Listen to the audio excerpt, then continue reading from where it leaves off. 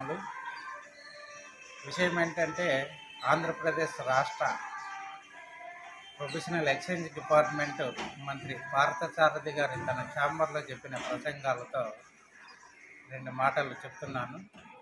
రాష్ట్రంలోని 4 పక్కల బార్డర్లలో professional exchange department ఆఫీసర్స్కి కొంత ఊరట లభించిందని తెలియజేస్తున్నాము.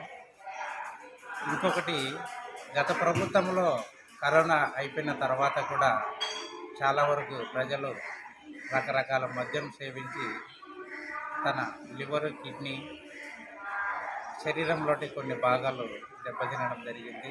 ఈ విషయం పైన ప్రజల హాస్పిటల్ పాలయ్యారు. ఇప్పుడు మద్యం సేవించే ప్రియులకు నాణ్యతమైనటువంటి మద్యము ఈ ప్రభుత్వం అందిస్తుంది. ప్రజలను మంచి బాగోగులుగా చూసుకుంటారని ఒక విధంగా చెప్పాలి. అలాగే పార్థసారథి గారి తన ఛాంబర్లో ప్రసంగం లైవ్లో చూద్దాం పదండి.